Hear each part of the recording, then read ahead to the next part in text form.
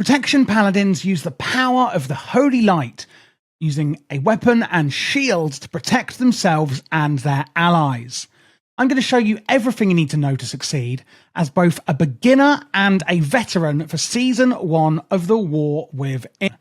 So let's jump straight into it, looking at the stats and the stat priorities we are going to use as a Prot Pally.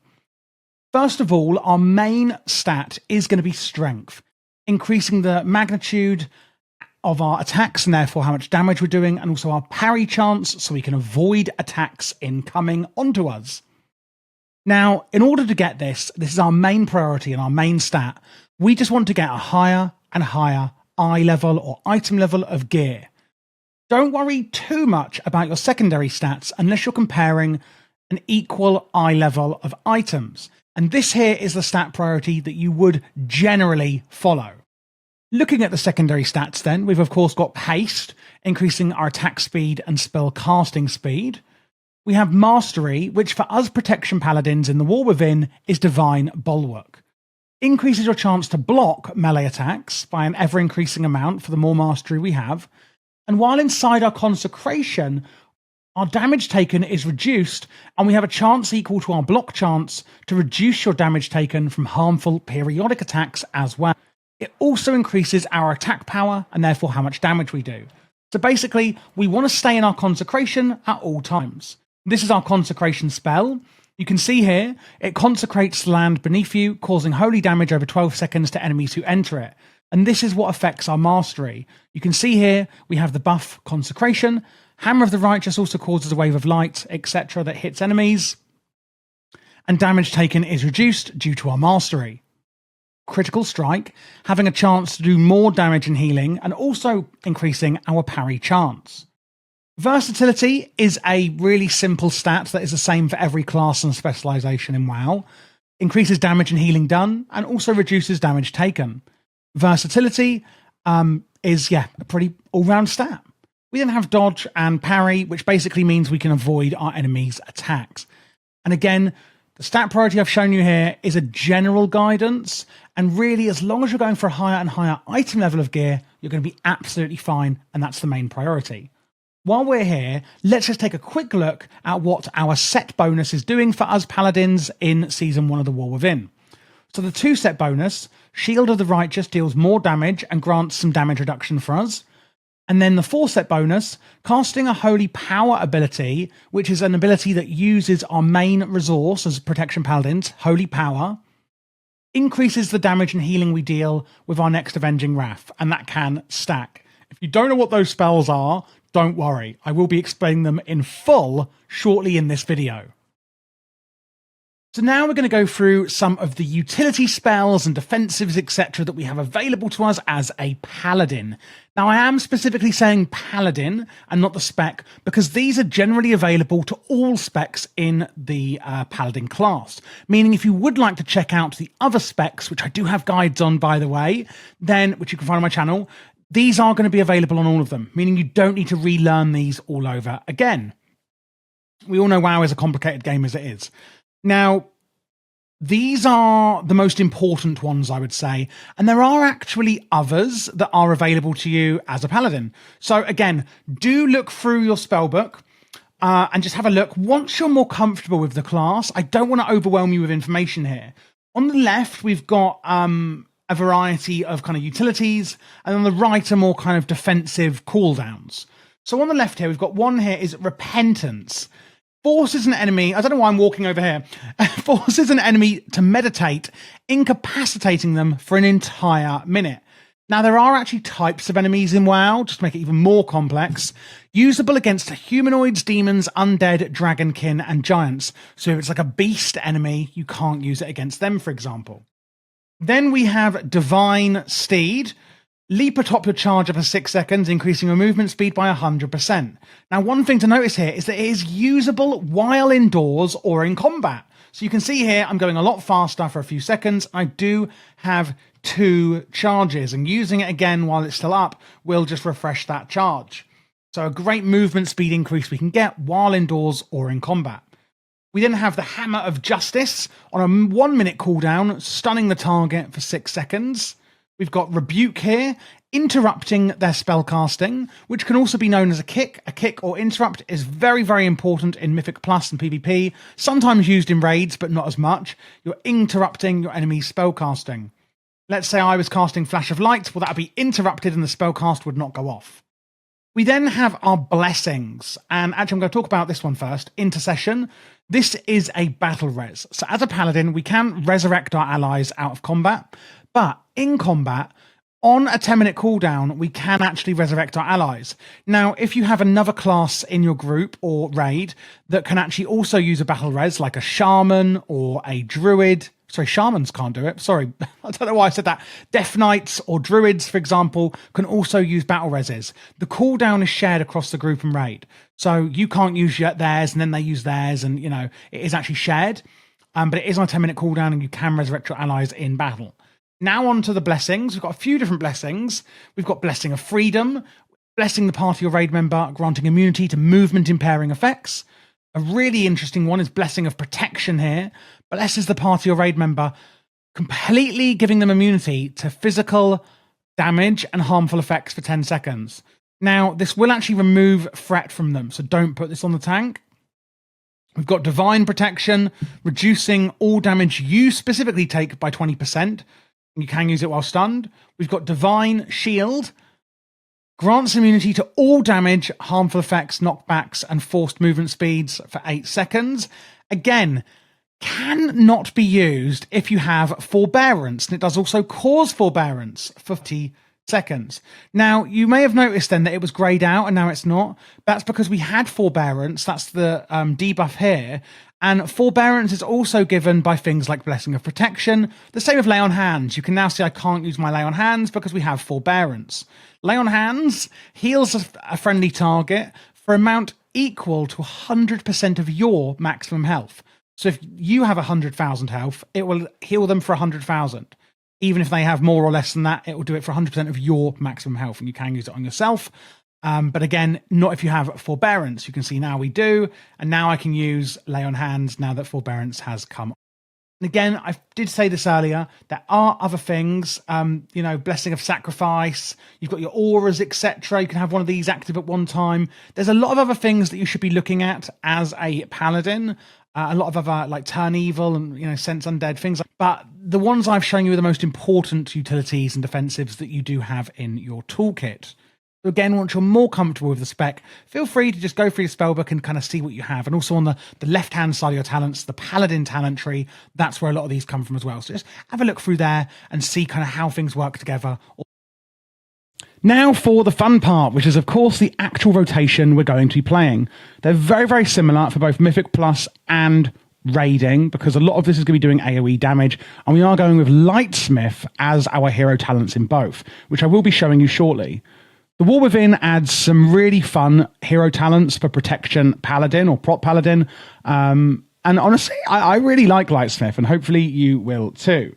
So, going in, first of all, put your Consecration down. Consecrates the land beneath you, causing holy damage to anyone who enter the area.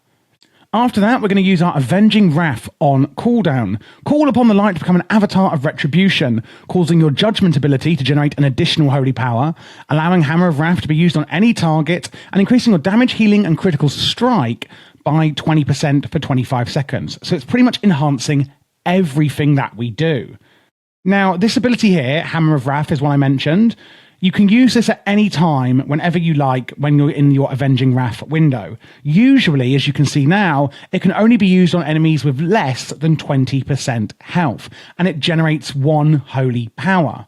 What's holy power? Well, you can see that here. Holy power is a resource used by all paladins, and some abilities will consume all of our holy power, and some will consume free holy power.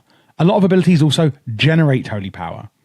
The next ability we're going to use is actually from our hero talents, and again, I will be taking you through that in full shortly. Sacred Weapon and Sacred Armaments. It kind of flips through each one. Will the light to coalesce and become manifest as a holy armament, wielded by your target. Sacred Weapon. While wielding a sacred weapon, your spells and abilities have a chance to deal additional holy damage or healing to nearby targets, and the effect is increased when Sacred Weapon strikes a single target and reduced above 5, and it does last 20 seconds. So we're going to use that on cooldown pretty much as our main ability. You can see then when we next use it, it's Holy Bulwark. Again, use your Consecration on cooldown.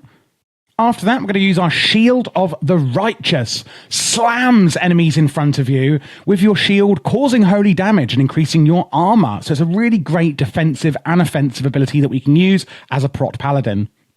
Shield of the Righteous also increases your strength and stamina by 2% for 10 seconds, and that can stack up to 3 times. Then whenever we can, we are going to use our Hammer of Wrath. After that, I want you to, not Divine Toll, use your Judgment on cooldown. This is a really good way of generating holy power. Judges the target, causing holy damage and causing them to take more damage from your next holy power ability. And we can also then use Divine Toll on cooldown. Instantly casts Avenger's Shield on up to 5 targets within 30 yards and generates 1 holy power per target hit. This is your Avenger's Shield that I just mentioned that Divine Toll will be casting, hurling a shield at an enemy target, dealing holy damage and interrupting and silencing the target, and jumping to 2 nearby additional enemies as well. It will also shield you for 8 seconds, absorbing 60% as much as damage as it dealt, and will damage additional damage to any enemies within 5 yards of every single target hit, which is a fantastic ability that we can use again with our Divine Toll. One thing I forgot to mention on your Shield of the Righteous, by the way, seeing as we're using shields here, is this is one of the main ways you're going to be spending your holy power. You can use this to spend free holy power. So if you have 3 or more, I would recommend using Shield of the Righteous to spend that holy power as a priority, as you don't want to cap out on holy power, as then you're pretty much wasting any that you generate. Going back down, we have the Holy Bulwark. Remember, when you use your weapon, it will then turn into Bulwark. What this one does is it says, while wielding a Holy Bulwark, you gain an Absorb Shield for 15% of your maximum health. And again, that will then become the weapon after using the Bulwark. If you have any amount of charges, we can pretty much just use this. It's from our hero talents again, and it's a fantastic new ability that we do gain. And then lastly, we have our Hammer of the Righteous. Hammer's the current target for physical damage, and if you are standing in your consecration, which you should be at all times, Hammer of the Righteous also causes a wave of light that hits other targets within 8 yards for another amount of holy damage, and that will also generate 1 holy power. That brings us on to Word of Glory. Call down the light to heal a friendly target for an additional amount over 15 seconds, but if you cast it on yourself, healing is increased by up to 300% of your current missing health, meaning this is a fantastic way of spending holy power to heal ourselves in those kind of more pressing times. So generally we're going to be spending it on Shield of the Righteous, but if you do need to, if you're low health, etc., please do not feel like you can't use Word of Glory to also spend your holy power. Apart from that, we pretty much have a few cooldowns. Ardent Defender, reducing all damage you take for 8 seconds. And while it's active, your next attack that would kill you will actually bring you to 20% health. And it's pretty much a get out of jail free card. We have Bastion of Light, where your next 5 casts of Judgment generate an additional 2 holy power, meaning we can use Judgment and then Shield of the Righteous, and then when we use Judgment again, we can immediately use Shield of the Righteous. It's a very quick way to get through holy power. Let's say you need to use Shield of the Righteous, and then you also want to use Word of Glory. You could use your Judgments for that with the extra amounts, and it can really help you get out of a sticky situation very, very quickly. We then have the Blessing of Spell Warding, blessing a party or raid member, granting immunity to magical and harmful effects. Cannot be used on a target of forbearance. Like I explained in the utilities and defensives part of this video, that kind of goes along with other abilities that also cause this. And lastly, the Guardian of Ancient Kings, which is the most amazing looking cooldown, I think, in the game. Empowers you with the Spirit of Ancient Kings, basically just reducing all damage you take by 50% for 8 seconds. And that is pretty much how we're going to be playing Protection Paladin in the War Within. Okay, so for this Protection Paladin build, we are going with Lightsmith hero talents. Now, this isn't really going to affect, it's already built into the rotation I've shown you, but I just want to kind of go through why we're taking what we're taking, etc. So Holy Armaments. Will the light to coalesce and become manifest as a holy armament wielded by your friendly targets on a 1-minute recharge as Holy Bulwark and Weapon. While wielding a Holy Bulwark, gain an absorb shield for your max health, which is great, and it goes up every 2 seconds for 20 seconds. And Sacred Weapon, while you're wielding this, your spells and abilities have a chance to deal additional holy damage or healing to nearby targets. The effect is increased when Sacred Weapon strikes a single target. Going left, we have an hour buff we can add. It's going to add 1% to your primary stat for an hour and imbue a weapon with the light, increasing your armor. And I really like this one. Then we have when an armament fades, the cooldown of Lay on Hands is reduced. Massive cooldown reduction there for Lay on Hands. Shared Resolve. The effect of your active aura is increased on targets that do have an armament. On the middle, we have Solidarity. If you bestow an armament upon an ally, you will also gain the effect. And the same way, if you do it to an ally, to yourself, the ally gains it. So it goes both ways. This one, your spell and abilities have a chance to manifest an armament for a nearby ally, or you can just reduce the cooldown. So you can reduce it from a minute to like 40 seconds. I like to have a chance for it to come up on allies just because it kind of procs more often, and therefore it's kind of getting a bigger uptime on our armaments. Valiance, consuming Shining Light reduces the cooldown of it by 3 seconds. And then on the right, these are more utilities. So Blessed Assurance, casting a holy power ability increases the damage and healing of your next blessed hammer. Or for each holy power ability, your next consecration deals damage or healing immediately, split across all enemies. Because we are protection paladins, I do think divine guidance is going to be better. Because generally, wherever we're putting our consecration is where everyone's grouped up in melee and is where the enemies are going to be. And therefore, I just think this is going to be better all around. Whereas, if you were a holy paladin, I'd be giving you the opposite. But as a protection, I do think divine guidance is the way to go. Fear no evil is reducing fear effects on you. If you have a chance of being feared, obviously go for fear no evil. However, if this is not the case, enemies within 8 yards of Hammer of Justice's target are slowed. If you can't be feared, there's no chance of being feared, go for Execution. Hammer and Anvil, Judgment crits cause a shockwave around the target, dealing damage at that location. Cool.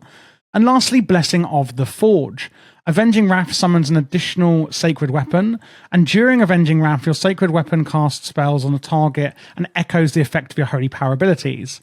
So basically, when you use Avenging Wrath, you're going to get an additional sacred weapon, and there's a chance that it's going to basically duplicate your holy power abilities passively, kind of reverberating their effects. And that is the Lightsmith Hero Talents. And that is why we are taking the ones we are taking, which is, all of them, obviously at level 80 for Protection Paladin.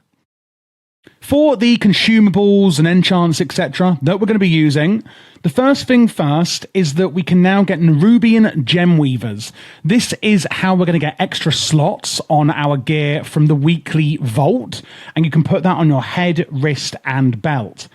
On the cloak, we're going to put Chant of Winged Grace, giving avoidance and reducing fall damage. On the chest, it's Crystalline Radiance, giving primary stat. On the wrist, it's Armored Avoidance, great for tanking. Stormbound Armor Kit, giving primary stat on your legs. Defender's March on the boots. I would go for versatility on your rings, depending what you need more as a secondary stat, especially if you're simming, could change this. But I do always like in tanking, just getting a bit of extra versatility to increase damage done and also reduce damage taken. I think you can never go wrong with that. And for the weapon, whether you are a tank with a two-hander or dual-wielding tanks, I do think Authority of the Depths is always going to be the best weapon enchant for you in Season 1 of The War Within. What this does is, when you're doing damage, it will sometimes do big shadow damage to your enemy, and that can stack 3 times. For the actual consumables you're going to be using, generally, again, I would go for the Tempered Versatility Flask, again, giving you a good all-round. Feasts are fantastic, of course, for primary stat. Tempered Potions basically will give you massive increases to your secondary stats that you don't get from your flask. So everything but versatility. Algari Healing Potions, and then Whetstones. There's 2 different ones depending on obviously what tank you are. If you're using sword, axes, polearms, maces, staffs, and fist weapons, then you can use, there's 2 different ones to choose from there. Crystallized Augment Runes will give you primary stat. And finally, on your sockets, you're going to go with the Culminating Blasphemite. It's going to increase primary stat and give you more crit effect depending on how many different coloured gems you're using, like sapphires, onyxes, emeralds, and rubies. You want one of each colour at least to get the full effect from the epic gem. Thank you so much for watching this guide. I hope it was really useful for you in The War Within Season 1, whether it was for Mythic Plus or raiding. If you do have any questions, I'll be happy to help. My Patreon is in the description below, and that is where you can find my LVUI profiles, which I'll show you in a second. And also, I'm putting together a huge macro list for every single spec that's going to be really useful for you in The War Within as well. I am doing all classes and specs for The War Within, so if you are new to the channel, then please do click this playlist here to check out what else I have, which is all of them. There will also be PvP guides on this channel as well for War Within Season 1, so make sure to look out for that. This here is the UI that I was referring to.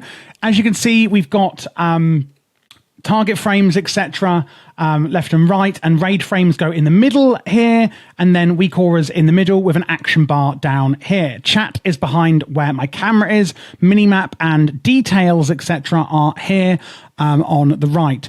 All of the plater profiles, the voodoo, the LVUI, etc., details profile has all been made by me. And again, you can get this on my Patreon should you like it.